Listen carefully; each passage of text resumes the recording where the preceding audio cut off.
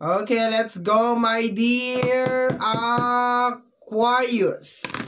Okay? Tama ba? Aquarius. Okay? Hello, my dear Aquarius. Second half of March 2024. Second half, this is from March 16 hanggang sa katapusan, general reading. Hello, my dear Aquarius. Hello, hello, hello. Tingnan natin, my dear Aquarius. Let me see, my dear Aquarius.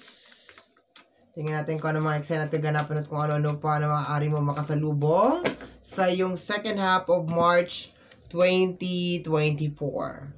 Sometimes, I stay awake thinking about you. Okay? So, meron ka ditong pinagpupuyatan.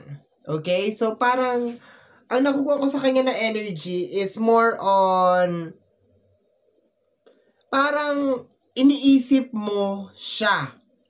Kinukonsume niya, my dear, yung oras na dapat para sa sarili mo. Yun ang nakukuha ko dito, my dear, no? Hindi naman lagi. Meron lang araw talaga na parang, 'di ba? Iniisip mo siya. Okay, tingnan natin, my dear. My dear, tingnan natin. I am in so much pain. Sabi niya dito. So, ibig sabihin, my dear Aquarius, parang kine-question mo. Ibig sabihin, kung sino tong iniisip mo, my dear Aquarius, nagko-question ng so much pain sa'yo. No? So, sometimes, I stay awake thinking about you. Siguro kine-question mo, my dear Aquarius, kung bakit niya ginagawa yung mga bagay-bagay na yon, bakit ganun yung ginagawa niya, bakit ganun siya, bakit ganun yung personalidad niya, bakit sinilang pa siya sa mundong to, or something like that, diba? Kasi you are in so much pain. Sabi ng ating oracle card, I am in so much pain. So, itong tao na to na iniisip mo, nagkakos sa'yo ng pain. Okay, wait lang, my dear. Additional cards tayo. So, second half of March, may mga araw. May mga araw na hindi ka makatulog. May mga araw na iniisip mo tong tao na to. Iniisip mo kung bakit ganun siya. Bakit ganun ang kanyang personalidad? Okay, my dear. Kasi, iniisip mo lang siya thinking about you. Ganun lang. Tingnan natin, my dear, kung ano pang mga additional cards. Oops. Star. Okay, so meron ka ng star.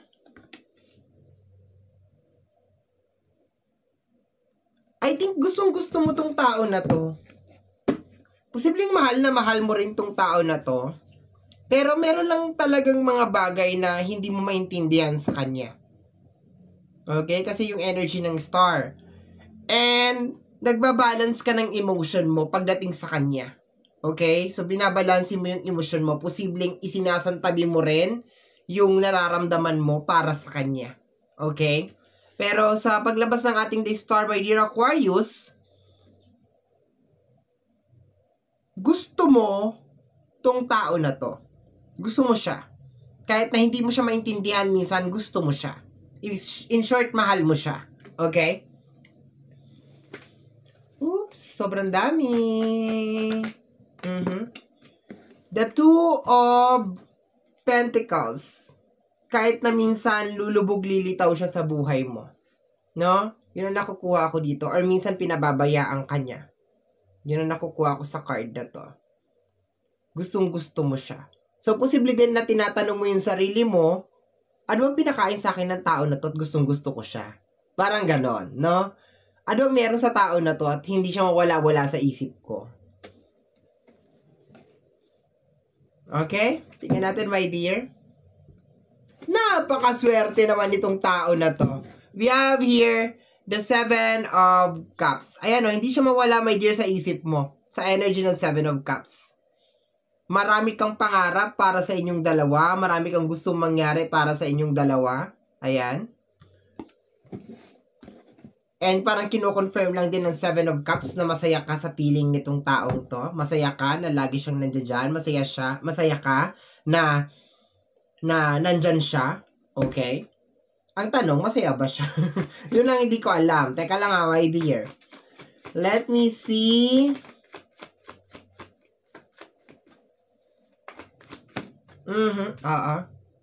The Five of Cups. Nag-cheat tong tao na to. Okay? Or, kung hindi siya nag-cheat, my dear Aquarius, posibleng hindi siya sensitive sa emosyon mo. No? Ayoko lang mag-focus lang sa cheater na energy or third party na energy, pero posible, my dear Aquarius, na cheater tong tao na to. Or, hindi siya nagiging sensitive sa emosyon na meron ka.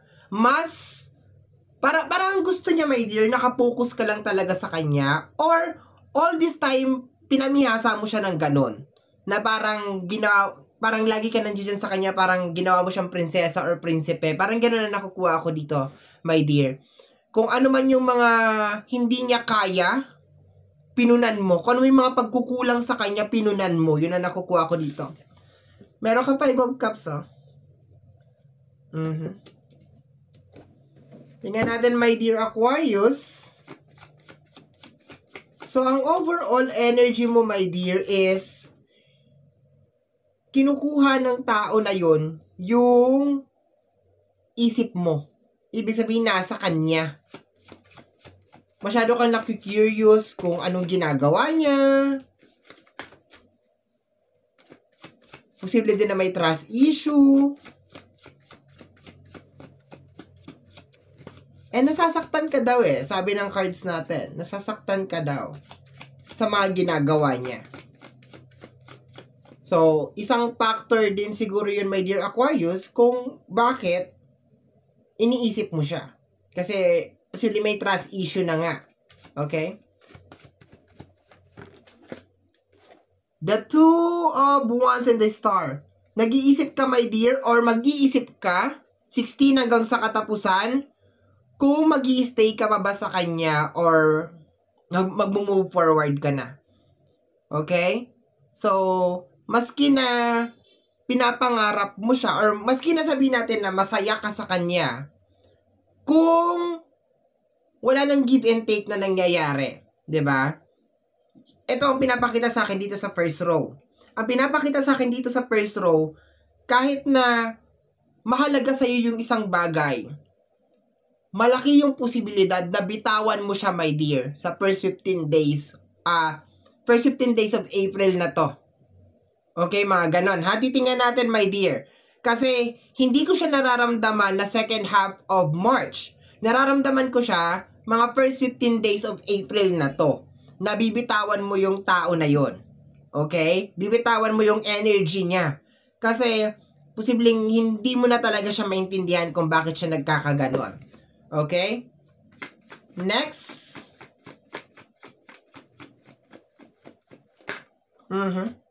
Pinababayaan kanya, my dear, mag-isa. Kumbaga, tutulong lang siya kung kailan niya gusto tumulong. Mag-e-effort lang siya kung kailan niya gustong mag-effort.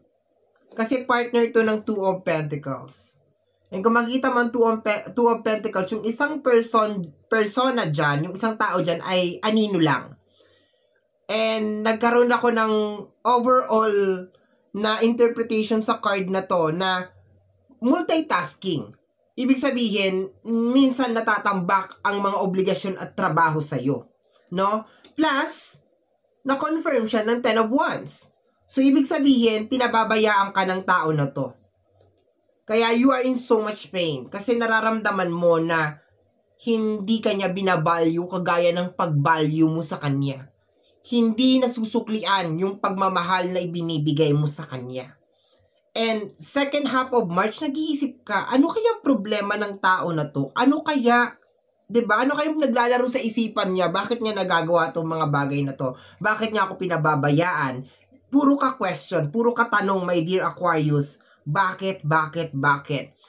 And ang lakas nung energy, my dear, na ang dami mong pangarap kasama tong tao na to. Posibleng nangangarap ka rin para sa kanya.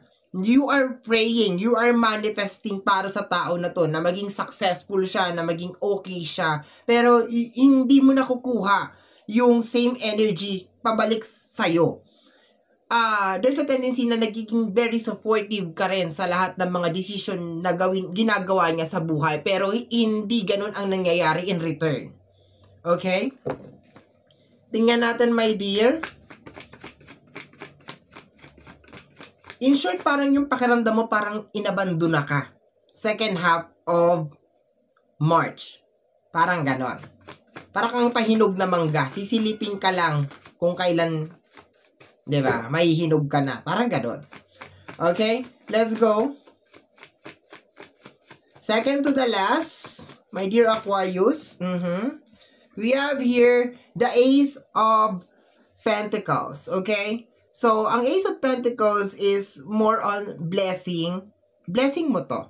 No? Blessing mo to na may kinalaman sa usapin na pinansyal, pero hindi ka magdadalawang isip na i-share sa kanya. Ganon mo siya kamahal.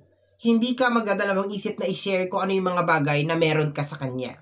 Pero siya, parang nararamdaman mo na hindi ganon yung energy na meron sa kanya. Okay? Posibleng pinaglilihiman ka. Posibleng hindi nagsasabi ng totoo. Okay? Kasi ang Ace of Pentacles na to, my dear, is sa'yo to. This is your blessing. Okay? So, meron pa mga blessing na parating sa'yo, my dear, sa mga susunod na mga buwan. And, still, going pa rin naman yung mga blessing hanggang sa, ito, second half of March. And, sa mga susunod na mga buwan. Yun nga lang, parang masyado ka talagang apektado sa energy ng tao na to. Nasasaktan ka sa mga bagay na ginagawa niya. Okay?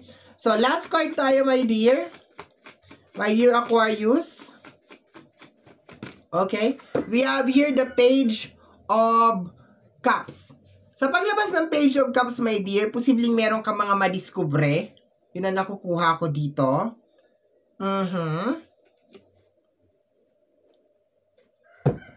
Meron ka madiskubre na posibleng magputol ng connection ninyo. Bottom deck of the card is the Death card. Okay? So, second half of March, meron ka madidiscover or meron ka malalaman na posibleng mag-confirm ng mga hinala mo. Posible din na maging dahilan kung bakit gumawa ka ng Death card. Okay? So, and sometimes I stay awake. So, napupuyat ka, my dear Aquarius, ng kaiisip tungkol sa tao na to. Kung ano ba nangyayari, parang ganon, ano bang meron, 'di ba? Nawiwirduhan ka or napapuzzled yung isip mo ng tao na to. Okay? So, my dear Aquarius, yan ang reading mo para sa yung second half of March 2024. Somehow, my dear, kung nagustuhan mo to, especially kung napadaan ka lang, don't forget to subscribe. Pakiclick lamang po ang notification bell para ma-update ka sa aking mga upload. And free to like, free to share, free to comment sa lahat ng ating mga videos. Once again, my name is RJ, also known as Apo J. Maraming salamat po. And until next time, bye-bye! Thank you, my dear. Maraming salamat po.